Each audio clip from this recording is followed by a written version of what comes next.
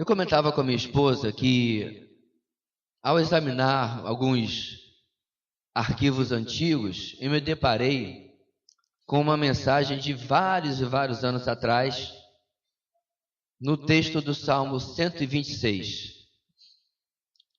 E o que me chamou a atenção, meus irmãos, eu fiquei olhando ali como se fosse um velho diário. Apesar de não conter ali, graças a Deus, nenhuma heresia, como que as aplicações, ou melhor dizer, os princípios que eu extraí naquele texto, refletiam uma abordagem um tanto quanto imatura das verdades tão maravilhosas que o Salmo 126 contém. E eu resolvi me redimir com esse texto maravilhoso, me aprofundar mais nele e trazer uma perspectiva mais madura, teologicamente falando, daquilo que ele contém. O que até a certo ponto tudo bem, porque John Wesley falou uma vez que ele, a cada 7 anos ele jogava fora todos os seus antigos sermões. Porque ele falou que se depois de 7 anos mais andando com o Senhor, ele estivesse pregando da mesma maneira, alguma coisa estava muito errada. Então, digamos que eu estou em boa companhia. Salmo 126, como eu mencionei mais cedo, quando nós líamos o 121, faz parte desta seção do Inário de Israel, que contém canções que eles cantavam quando peregrinavam das suas cidades até Jerusalém, na época de festas especiais. Haviam ocasiões em que todo judeu tinha que ir a Jerusalém para cumprir a sua obrigação, a sua atividade como participante da herança desta nação, da herança espiritual, do pacto mosaico. Então isso era normal. Agora você tem que lembrar que é uma época que ninguém pegava avião, ninguém pegava ônibus. Era na pernada, no máximo no lombo de um jumento ou de uma carroça. Então era um caminho que levava muito e muito tempo. Talvez nas regiões mais extremas e montanhosas, dias para você chegar até Jerusalém, que em si já era, ou é ainda, né, numa região acidentada. Então, nesse caminho, meus irmãos, eles cantavam os cânticos de peregrinação. Na sua Bíblia, você tem logo abaixo do título Salmo 126, exatamente esse título, Cântico de Peregrinação. Esse título faz parte do texto inspirado. Não foi colocado pela editora da Bíblia, diferente de alguns outros que nós temos em outros livros. E o Salmo 126, meus irmãos, vai ser um salmo em que eles vão recordar a saída do exílio. Há uma certa disputa se refere ao cativeiro lá no Egito ou ao exílio babilônico. Foram as duas ocasiões em que o povo de Israel não esteve na sua terra natal. Quando ele foi com o povo de Jacó, família de Jacó, para o Egito voluntariamente, mas lá foi escravizado durante 400 anos e pela mão de Moisés foi libertado. Todo mundo sabe disso, virou até filme com Charlton Heston, o filme Os 10 Mandamentos. E, inclusive, tem um zoom, para quem é cinéfilo, né, para quem gosta de filme, que parece que vão fazer um remake com mais efeitos especiais e tudo mais. Eu só espero que respeitem a narrativa bíblica. Façam um filme que faça jus àquilo que está na palavra de Deus, se assim fizerem. A outra opção, é claro, muitos e muitos anos depois, é o cativeiro babilônico. Quando o povo, por desobediência, por não ouvir os seus profetas, em especial Jeremias, como nós destacamos acho que ontem, né, na oração, anteontem na oração, que profetizou, perdão, desculpe, essa foi a mensagem que eu preguei ontem, eu estou já misturando os compromissos pastorais. A mensagem que eu preguei ontem, em Jeremias, ele pregou durante o reinado de 5 reis. E ainda assim o povo não lhe ouviu. Então, meus irmãos, esta dúvida, ela nem tanto importa, porque, como nós vamos ver no texto, o texto é uma exaltação, um agradecimento pela restauração. Mas eu, particularmente, pelo que eu estudei, eu tendo a achar que é um agradecimento pelo retorno do cativeiro babilônico. O texto do Salmo 126, nós lemos o seguinte, como ele é pequenininho, vamos ler juntos, irmãos, a uma só voz? Diz assim a palavra do Senhor. Quando o Senhor trouxe os cativos de volta a Sião, foi como um sonho. Então a nossa boca encheu-se de riso e a nossa língua de cantos de alegria. Até nas outras nações se dizia, o Senhor fez coisas grandiosas por este povo. Sim, coisas grandiosas fez o Senhor por nós, por isso estamos alegres. Senhor, restaura-nos, assim como enches o leito dos ribeiros no deserto. Aqueles que semeiam com lágrimas, com cantos de alegria colherão. Aquele que sai chorando enquanto lança a semente, voltará com cantos de alegria, trazendo os seus feixes. Então, meus irmãos, eu quero dividir esse texto em 4 lições para nós esta noite, e extraímos da experiência, muito ruim, é claro, de estar num cativeiro por causa da desobediência e passar pela restauração, de como nós podemos refletir sobre a nossa vida, uma vez que nós também fomos libertos do cativeiro do pecado, da escravidão do pecado, pela liberdade em Jesus Cristo. E como nós podemos perceber que a graça de Deus está operando no livramento. Aliás, este é o pequeno título da nossa mensagem, o Deus do gracioso livramento. O Deus que nos liberta, que nos livra, que nos tira de uma situação muito ruim, de uma situação muito contrária a nós, e nos traz sem nenhum mérito, sem, na verdade, ser fácil até de compreender por que ele age desta maneira, nos traz de uma posição ruim para uma posição extremamente melhor, por causa, e aqui está a palavra-chave, da sua graça. No versículo 1 até a metade do versículo 2, para lembrarmos de novo, o texto diz: quando o Senhor trouxe os cativos de volta a Sião, foi como um sonho. Então a nossa boca encheu-se de riso e a nossa língua de cantos de alegria. Então o salmista está relembrando que a experiência de libertação foi um dia festivo, foi um dia de grande alegria, foi um dia de grande festa, porque a situação deles era de cativeiro. A situação deles era que eles não tinham direito a coisa alguma. Se você está familiarizado com qualquer tipo de escravidão, você sabe muito bem, meus irmãos, que é o tipo de situação em que manda quem pode, obedece quem tem juízo. Ou por acaso você já ouviu falar de algum partido dos escravos do Brasil lá no século XIX? Claro que não, não tinham direito algum. Né? Os descendentes de boa parte de nós que estamos aqui, eu sou bisneto de escravos, eles não tinham direito a coisa alguma. Da mesma maneira, na cultura da época, quer eles fossem escravos dentro do povo de Israel, que também havia alguns povos que eles haviam feito uma aliança que os serviriam em troca de permanecer no meio deles, quer fosse o caso deles que foram tirados da sua terra e levados para longe, eles eram pessoas sem nenhum direito. E aí, eles são surpreendidos com a restauração de Deus nas suas vidas.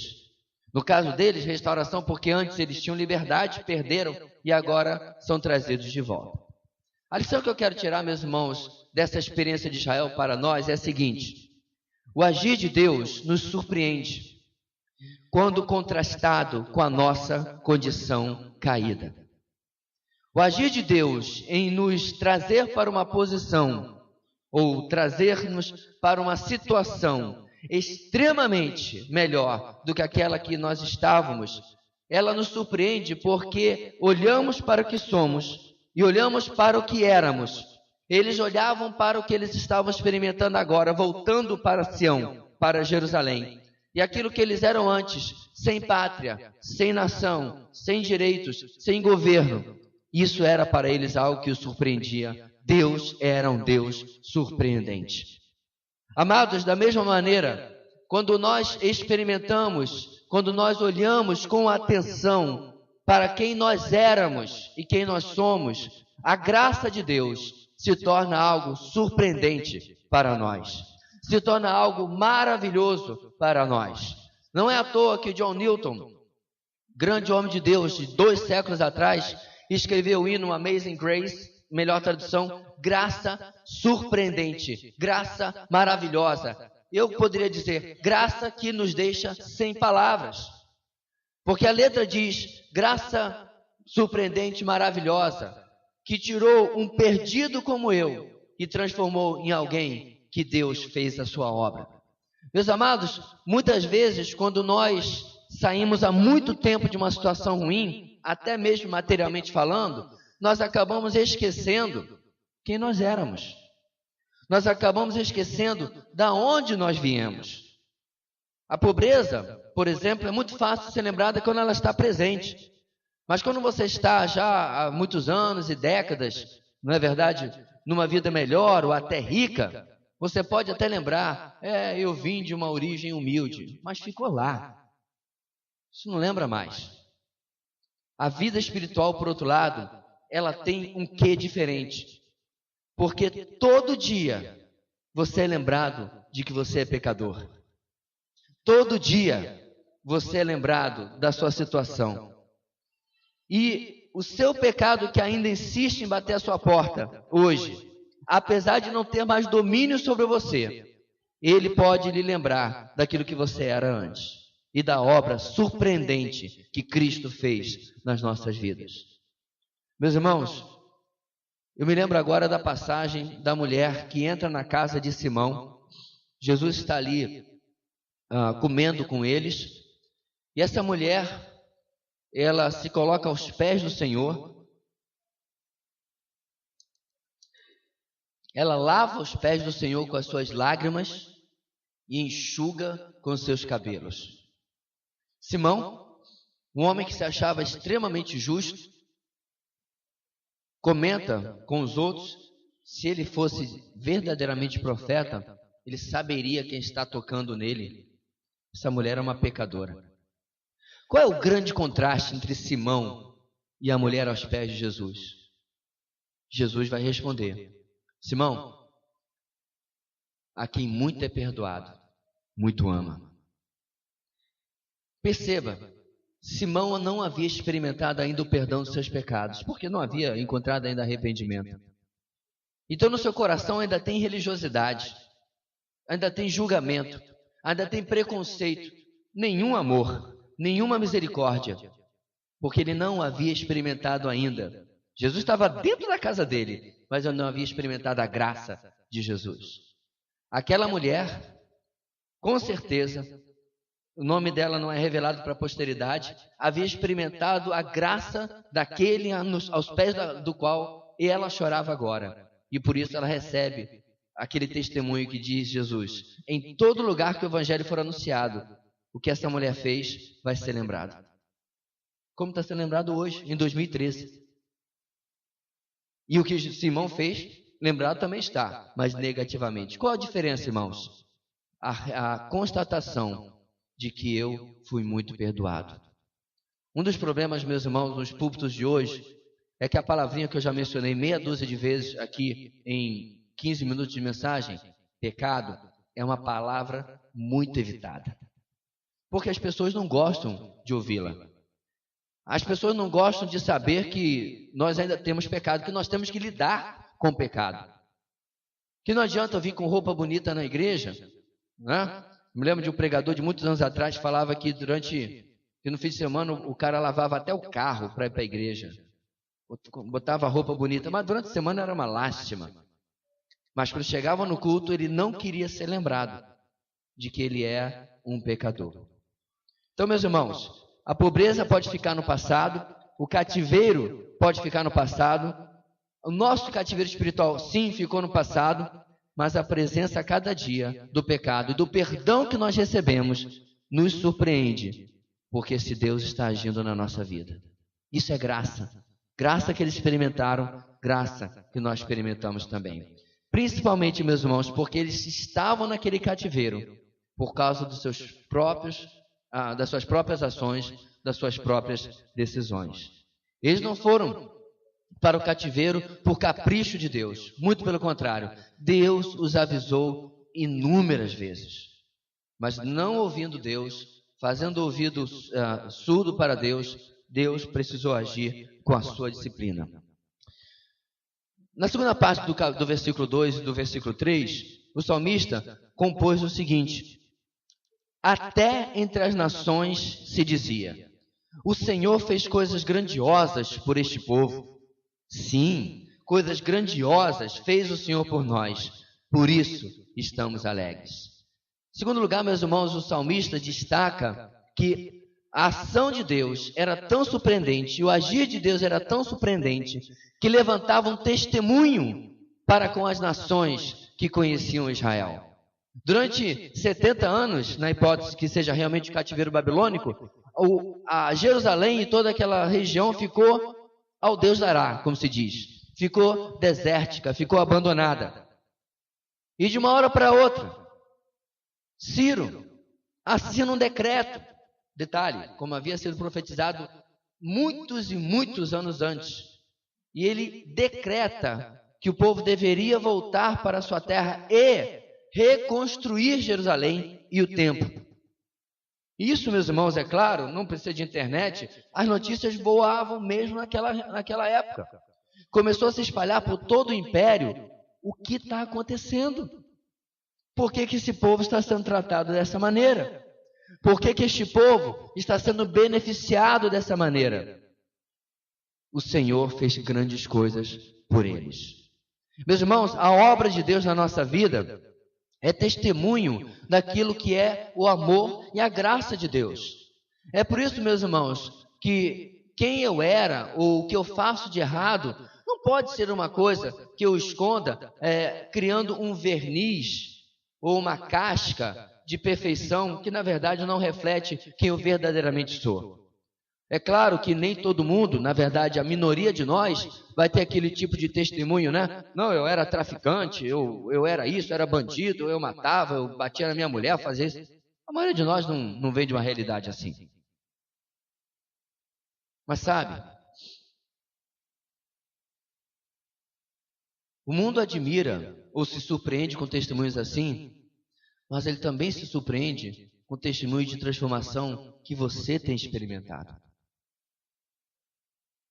Quando você narra, não apenas o que Deus fez na sua vida quando você o conheceu, mas o que Ele continua fazendo hoje. Como a graça de Deus continua agindo na sua vida hoje. De vez em quando, alguém descobre, isso é uma coisa, uma falha do brasileiro, né? É a alma católica do brasileiro de colocar categorias na vida espiritual das pessoas, e de vez em quando alguém descobre que eu sou pastor. Até antes, uma semana antes, um mês antes, era só o rapaz da informática, né, que estava lá no canto consertando o computador. Aí descobre que eu sou pastor. E aí a minha oração já é mais forte, e assim por aí vai. O mais interessante, minha gente, é como a pessoa trata, muitas vezes, alguém assim, como se tivesse uma vida espiritual tão superior àquela que ela, de qualquer maneira, pode ter. E eu já vi coisas como, olha, eu sei que o senhor não lida com esse tipo de problema, mas eu estou com uma dificuldade. Eu sei que você não tem essa luta, mas eu estou com um problema aqui e queria pedir a sua oração. Eu acho que eu vou começar a andar de branco e com véu pela cidade, né? Ah, não, já tem um doido que faz isso, então acho que não. A plaquinha, né? Porque as pessoas têm a ideia de que você chegou a algum tipo de categoria espiritual que você não tem mais lutas. Foi tão interessante, meus irmãos, ouvir uma mensagem um tempo atrás do pastor Paul Washer, em que ele aconselhava um jovem, e ele mesmo disse, e esse jovem é muito mais espiritual do que eu. Sim, posição não tem nada a ver com espiritualidade. Existem muitos irmãos anônimos, completamente anônimos, que nunca ficaram atrás de um púlpito e que têm vidas muito mais profundas com Deus. Mas o que tudo isso tem a ver com o que nós estamos falando? Muitas vezes eu interrompo a pessoa dizendo assim, olha, se eu fosse projetar numa tela metade dos pensamentos que eu tenho durante o meu dia, você ficaria horrorizado. Ou horrorizada. Eu começo a falar sobre pecado. Não necessariamente do meu, porque se eu não quero projetado, eu também não quero falar para a pessoa. Deixa eu tratar com Deus só. Mas eu começo a falar de lutas. Sabe por quê? Porque eu quero mostrar para essa pessoa que eu sou alvo da graça de Deus, só da graça. Não de merecimento, mas de graça. E essa graça que tem me alcançado, sem mérito nenhum, também está à disposição daquela pessoa. Que a nossa vida, meus irmãos, e aquilo que Deus vem fazendo, seja testemunho. Olha, Deus não age só na minha não, Deus age na sua também. Que a gente possa deixar o cântico, o cântaro, é o remédio falando, viu, irmãos? Lá no poço, correr para a cidade de Sicar, como a mulher de João capítulo 4, e dizer, venham conhecer o homem que disse tudo sobre a minha vida. Não será esse o Messias? Venham ver um homem que demonstrou graça para a minha vida. Não será esse o Messias? Meus irmãos, nós vivemos dias em que as pessoas são convidadas a ficar falando ou propagando vidas espirituais cheias de verniz de perfeição, com frases de vitória, mesmo que não haja vitória. Com frases que escondem a realidade daquilo que a pessoa está vivendo. Mas sabe o que isso transmite?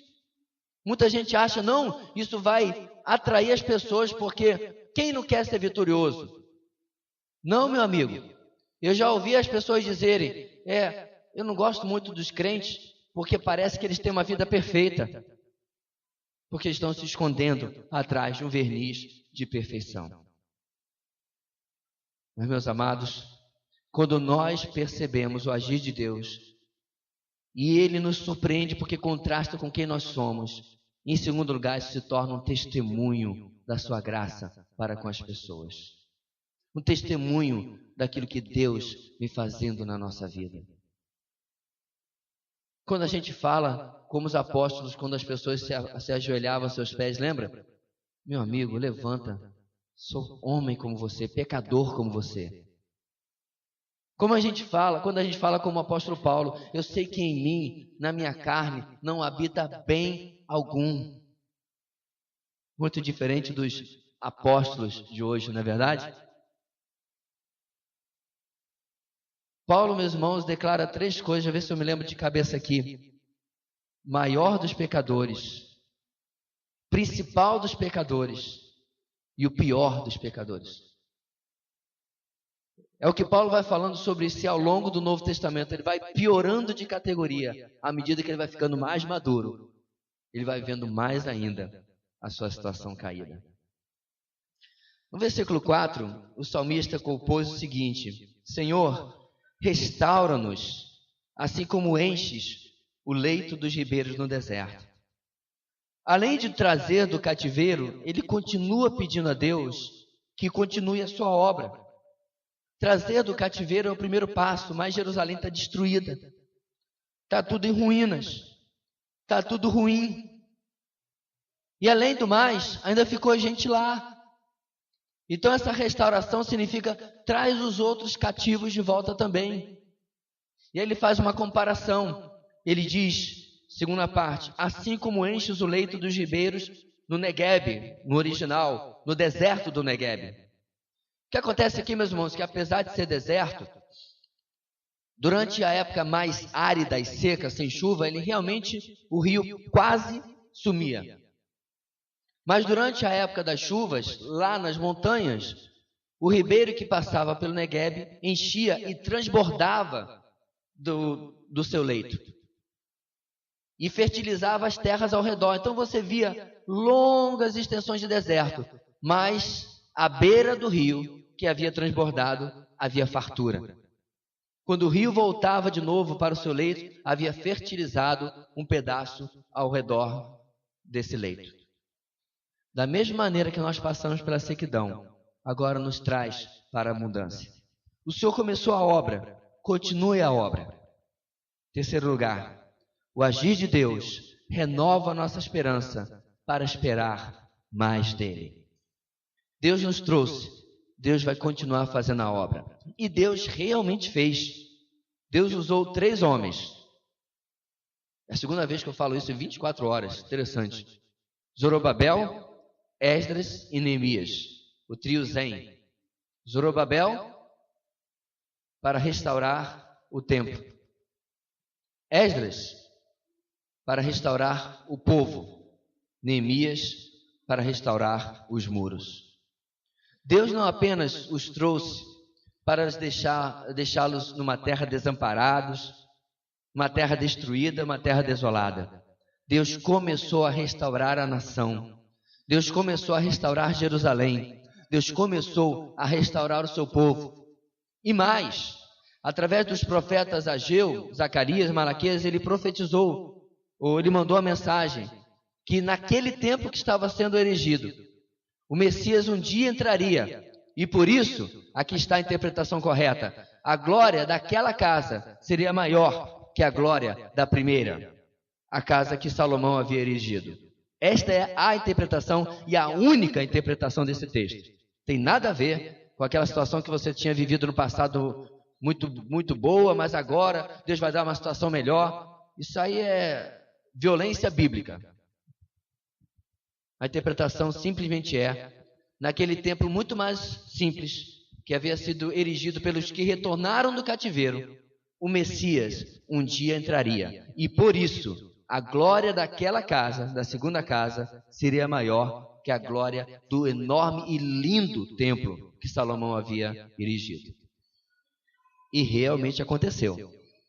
400 anos depois, com poucos dias de vida, quem é levado ao templo para ser apresentado? Jesus. Cumprindo-se exatamente como os profetas haviam anunciado. Ou seja, meus irmãos, vale a pena ter esperança naquilo que Deus está fazendo. Amado, a sua salvação foi literalmente só o começo. João capítulo 10, versículo 10, que você conhece tanto, diz: o ladrão veio roubar e destruir. Eu vim para que tenham vida e a tenham em abundância. Uma das coisas, meus irmãos, que mais faltam muitas vezes na nossa vida é experimentar no nosso dia a dia exatamente essa vida abundante. Pastor, o que é a vida abundante? O que é esta renovação de esperança para esperar mais do agir de Deus? Ora, para Israel foi tudo aquilo que eu acabei de narrar. Reconstrução do templo, do povo, do muro e assim por diante. Mas na nossa vida, meus irmãos, eu posso fazer um contraste. Você tem vivido uma vida ansiosa? Isso não é vida abundante.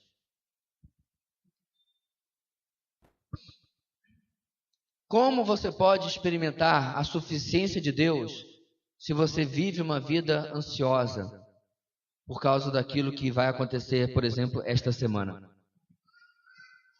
Daqui a 2 semanas, vários de vocês vão estar fazendo vestibular. Você está ansioso? Para começar a conversa, já é contraproducente, porque atrapalha na hora da prova. Mas se o Senhor está no controle do seu destino, se o Senhor está no controle do seu futuro, qual é a razão da ansiedade? Talvez você esteja ansioso, pai de família, dona de casa, por causa das finanças da sua casa, por causa de alguma mudança drástica que está acontecendo na sua família. O salmista também declara que aquele que guarda Israel, está aqui nos de peregrinação também, só não tenho tempo de lembrar qual é o 127, logo depois. Se não for o Senhor o construtor da casa, será inútil trabalhar na construção. Se não é o Senhor que vigia a cidade, será inútil a sentinela montar guarda. Será inútil levantar cedo, dormir tarde, trabalhando arduamente por alimento. O Senhor concede o sono àqueles a quem Ele ama. Meus queridos, Deus está trabalhando no turno da noite para aqueles que confiam nele. Pastor, mas toda hora aparece alguma coisa inesperada. Ora, e de que outra maneira você esperava confiar em Deus? Se Ele mandasse recado de tudo aquilo que Ele ia fazer? Olha, semana que vem você vai ter uma doença, mas não se preocupe que eu já estou lhe avisando. Semana que vem vai chegar uma conta que você não estava esperando. Você nem lembrava disso, mas eu já estou lhe avisando. Não funciona assim, meu irmão. O agir de Deus e a dependência desse agir só é medido no inesperado. Naquilo que não estava sendo aguardado. Naquilo que eu não até gostaria que acontecesse. Mas acontece. Algum tempo atrás nós falamos sobre receber notícias muito ruins. Meses e meses atrás, ainda na nossa outra sede.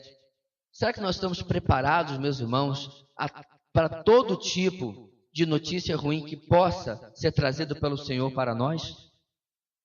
Para trabalhar as nossas vidas? Será que eu estou preparado para ser exercitado na minha dependência de Deus em todas as áreas da minha vida? Porque é assim que Deus deseja agir. Eu quero convidar você a fazer uma oração silenciosa, de olhos abertos e telegráfica, devolvendo para Deus algumas áreas que você tem tomado das mãos dele.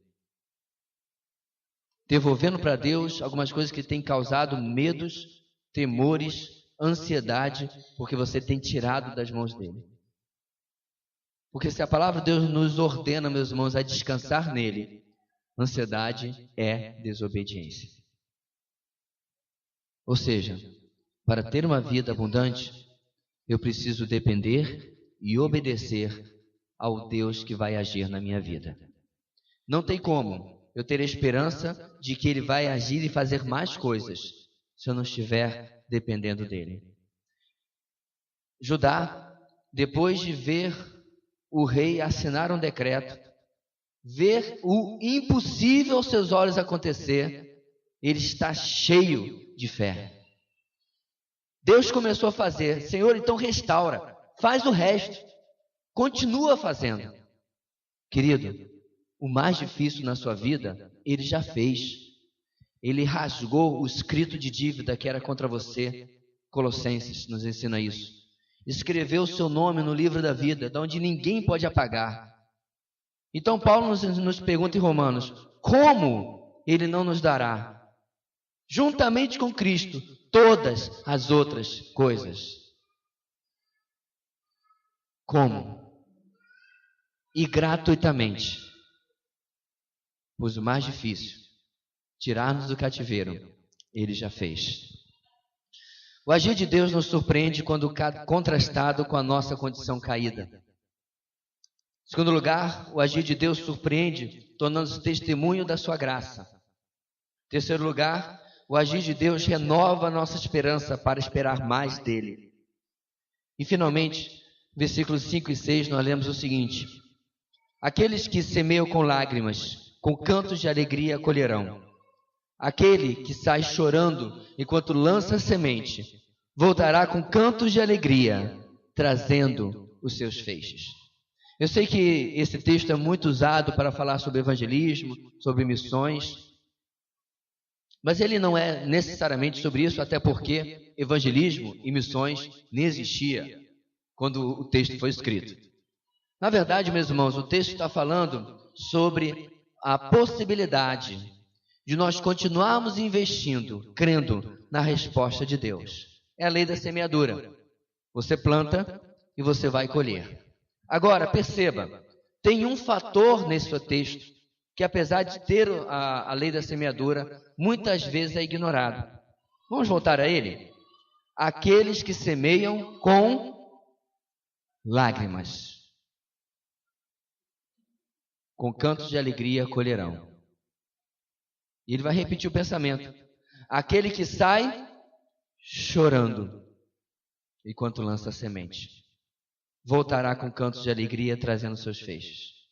No paralelismo hebraico da poesia, ele repete o mesmo pensamento com palavras diferentes, para nos ensinar a quarta lição dessa noite. O agir de Deus ocorre no meio da angústia e não do ufanismo. O que é ufanismo? Meus irmãos, o ufanismo é aquilo que nós vamos combatendo em muitas mensagens, que é a mensagem ou é a pregação de que vai dar tudo certo. Vai ser tudo bem. Você vai ter vitória. Vai ser assim, vai ser sabor de mel, com granulados de chocolate por cima. A mensagem de que você não vai passar pelo sofrimento. A mensagem de que você não vai passar pela dor. De que você não vai passar pela luta. De que você não vai passar pelo deserto. Agora, meus irmãos, duas vezes, para afirmar o pensamento, o salmista termina dizendo: nós vamos ter alegria, mas a semeadura será com lágrimas, com choro. Eu estava ouvindo um vídeo, depois lendo um texto do pastor David Wilkerson, falecido em 2011, morreu com 79 anos e ainda foi de acidente de carro. David Wilkerson é mais conhecido pelos mais antigos pelo autor do livro A Cruz e o Punhal. E ele nesta mensagem, meus irmãos, ele falava de uma maneira até muito enfática, dizendo: não existe mais angústia no meio do povo de Deus. Agora entenda, meus irmãos, que angústia não é a ideia negativa do sofrimento pelo sofrimento, mas a ideia, meus irmãos, da angústia, vamos voltar lá no começo, pelo meu pecado. Da angústia por eu estar buscando Deus, quase até doer a minha alma. A angústia, como dizia outro homem de Deus, de ler a palavra de Deus contra as minhas escolhas. E não escolhendo os versículos mais bonitos, que me agradam. E ele falava isso, meus irmãos, há vários e vários anos atrás, uma vez que a maioria das besteiras que nós temos no Brasil são importadas exatamente dos Estados Unidos, teologicamente falando, porque lá já estava invadindo as igrejas a palavrinha de autoajuda. A mensagenzinha endereçada àquela necessidade humana, mas sem cruz, sem evangelho, sem graça de Deus. Meus irmãos, vida cristã nunca foi planejada para ser uma vida só de festa, só de alegria. Se nós dermos uma olhada na biografia dos homens de Deus mais admiráveis, nós não vemos vida fácil. Aliás, uma das músicas que nós mais gostamos do Grupo Logos, o título da música é Marcas, depois você pode colocar lá no YouTube, põe Logos e Marcas, você presta atenção na letra. Não tiveram vida boa, mas trocaram por melhor. Essas são as escolhas, meus irmãos, que faz quem quer servir de verdade a Deus. Muitas vezes vai ser requerido de você abrir mão do seu conforto, abrir mão da sua vontade, abrir mão dos seus sonhos, tão endeusados em alguns livros e mensagens evangélicas. Em troca de quê, pastor? Em troca da vontade de Deus, do desejo de Deus, dos sonhos de Deus, que muitas vezes não são cor-de-rosa como as pessoas gostam de plantar. A obra de Deus, meus irmãos, como diz o texto, ela é regada a lágrimas, é regada a choro.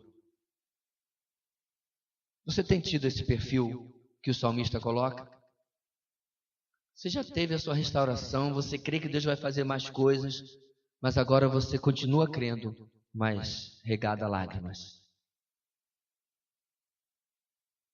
Pastor, isso tem eco no Novo Testamento? Tem sim. A carta de Paulo aos Filipenses tem como um dos temas a alegria da vida cristã. Agora dá uma olhada no texto de Filipenses. Paulo registra lá que a nós foi dado o privilégio não apenas de crer nele, em Cristo, mas também, alguém lembra? De sofrer com ele. É isso que você tem visto, meus irmãos, nas músicas gospel? É isso que você tem visto nos livros? A maioria dos livros que são publicados hoje?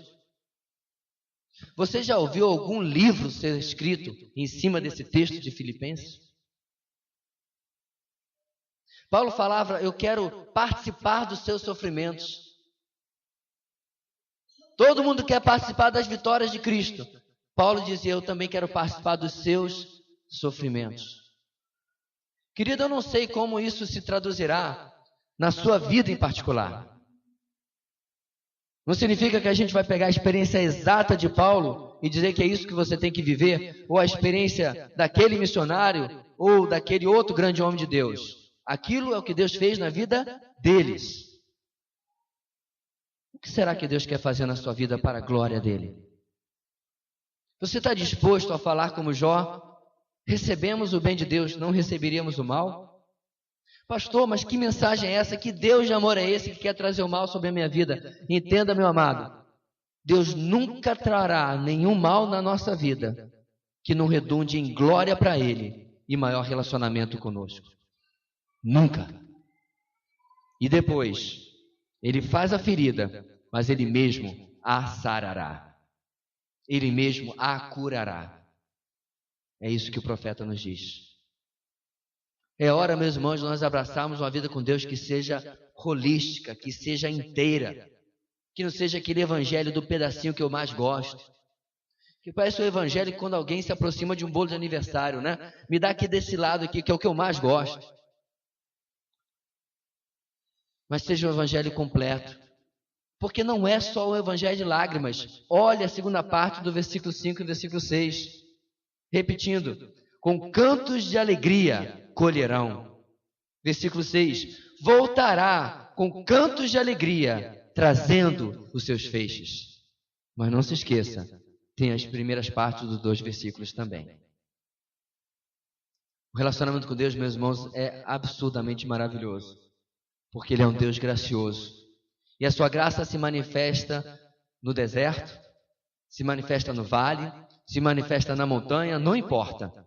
Se manifesta na vitória, na luta, até mesmo na derrota, porque Ele é um Deus gracioso.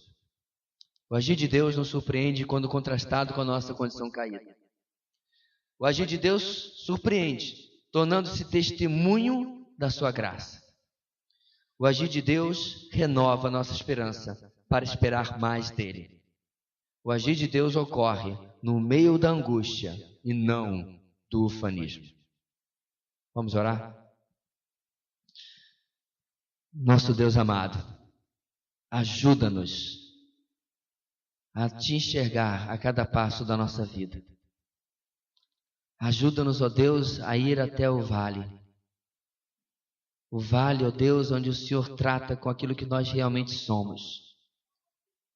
Para entendermos, ó Deus, que na nossa morte podemos encontrar a Tua vida. Que na nossa derrota a Tua vitória. No nosso choro a Tua alegria.